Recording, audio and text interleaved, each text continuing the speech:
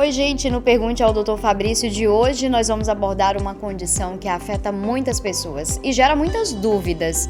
É a fibromialgia. Para desmistificar e explicar da melhor forma possível, Dr. Fabrício já aqui com a gente. Muito obrigada mais uma vez, doutor. É um prazer estar aqui para falar de um assunto comum no dia a dia, né? Para quem tem principalmente queixa de dor, vamos esclarecer alguns pontos da fibromialgia.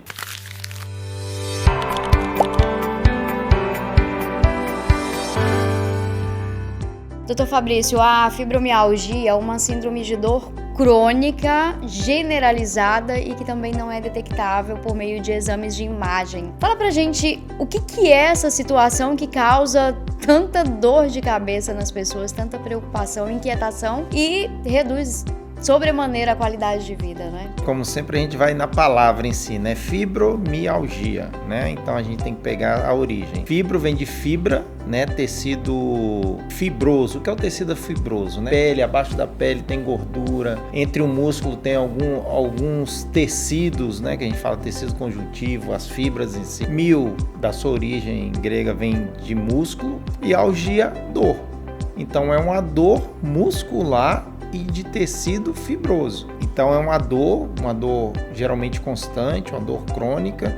Lembrar a definição de dor, né? Que mais de 3 meses de um quadro álgico de dor, eu já defino uma dor crônica. Que se dá a característica, né? Uma dor por todo o corpo, alguns pontos específicos dói mais, braços, pernas, pescoço, trapézio, região de coxa, né? Pode ter dor. Ao simples toque, um quadro álgico que incomoda muito. E existem alguns fatores, como a gente vai falar, que piora o quadro de dor. Doutor, sem uma causa específica, quais são as características dessa dor? A gente fala muito em alteração neurobiológica, né? Falar em neurotransmissores, componente do músculo. É um músculo que não tem uma atividade de forma correta, para generalizar, né? Está sempre tenso, duro e causa dor. Então, de forma geral, é isso. É um músculo dolorido por uma falta de atividade muscular ou relaxamento, ou por tensão e relaxamento. Então tem uma alteração nesse componente que vai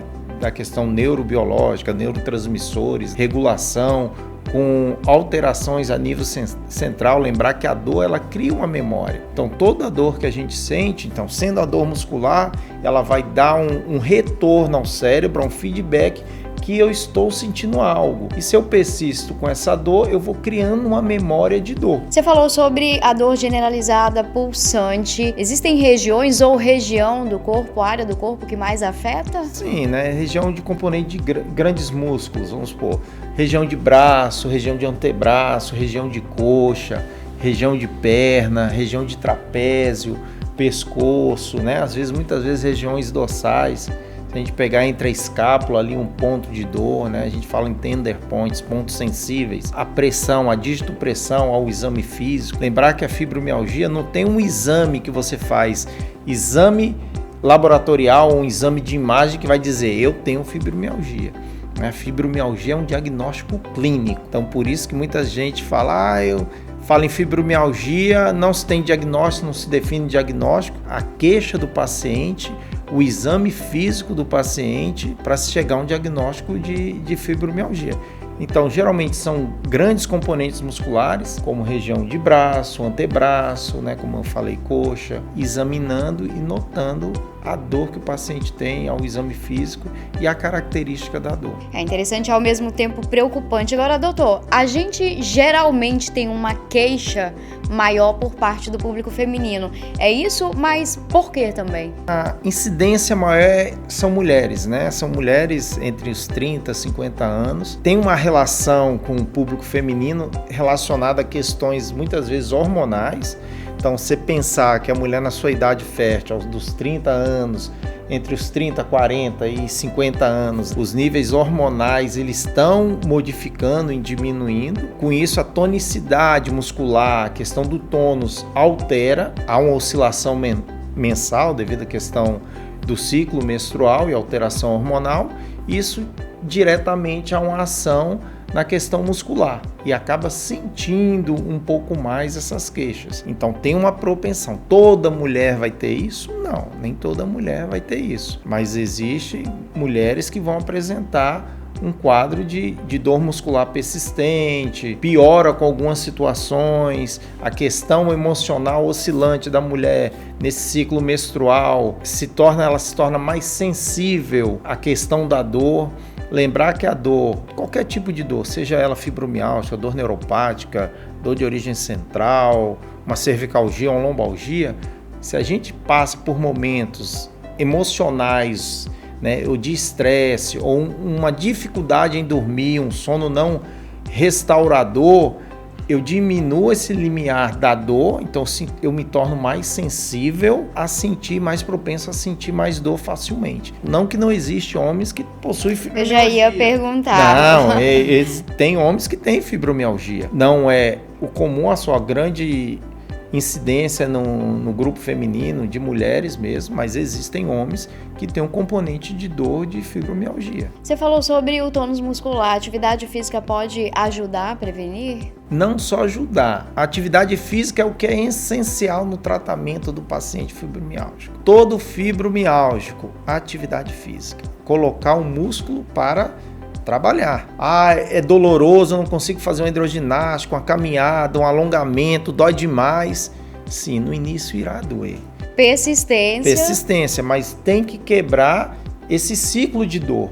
E a partir do momento que você consegue fazer uma atividade física, colocar esse músculo para trabalhar, sair da tensão para um relaxamento adequado e trabalhar diariamente esse músculo, né, constantemente, você vai ver que o seu corpo vai pedir uma atividade física, porque você vai se sentir bem, vai melhorar a sua qualidade de vida.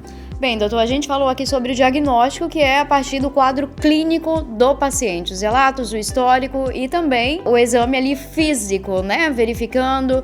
Agora a gente vai falar sobre o tratamento preventivo e também não deixa de ser uma intervenção a partir do diagnóstico, atividade física, mas além disso. Sim, atividade física é um dos tratamentos de grande importância, porém a gente tem que pensar existe tratamento medicamentoso, né? Esse tratamento medicamentoso para o controle da dor, muitas vezes são utilizados ansiolíticos, antidepressivos, para regularizar a questão emocional, porque você com a dor constante, sem uma melhora, você pode levar um quadro de entristecimento, de depressão, então a gente precisa equilibrar. Lembrar que da fisiopatologia é esse desequilíbrio neurobiológico de neurotransmissores, então você precisa de medicamento que equilibre isso. Juntamente com uma restauração do sono, muitas vezes moduladores do sono, o fibromialgico precisa dormir bem. Ele tem que ter um sono reparador, um sono que ele no dia seguinte ele está disposto. Dormir mal leva o fibromialgico a ter mais dor. Então existem medicamentos analgésicos, medicamentos que são ansiolíticos, antidepressivos para esses controles. Atividade física é importante. Medicamentos para controle do sono é fundamental e existem outras técnicas, outros tratamentos, né? Fisioterapia, né? Reabilitação, terapia ocupacional, psicoterapia. Então é um tratamento multidisciplinar. Bom, então você que nos acompanhou aí, o assunto ele te acendeu uma luzinha amarela ou mesmo vermelha, interessante buscar ajuda médica, não é, doutor? Sim, sempre, né? Em qualquer situação de doença ou de alteração na pessoa, no organismo em si, ficar atento e procurar assistência médica. E se falando de dor, uma dor que não melhora, uma dor corporal, dói por todo o corpo, ao me tocar a pele eu já sinto uma dor. Acenda a luz. Será que é fibromialgia? Procure um profissional para chegar a um diagnóstico e saber que há tratamento, melhorando a sua qualidade de vida e controlando a dor. É sempre uma aula. Obrigada mais uma vez. Obrigado, eu que agradeço. É sempre bom estar aqui e esclarecer a todos. E para mais conteúdos, curta, comente, compartilhe e até a próxima.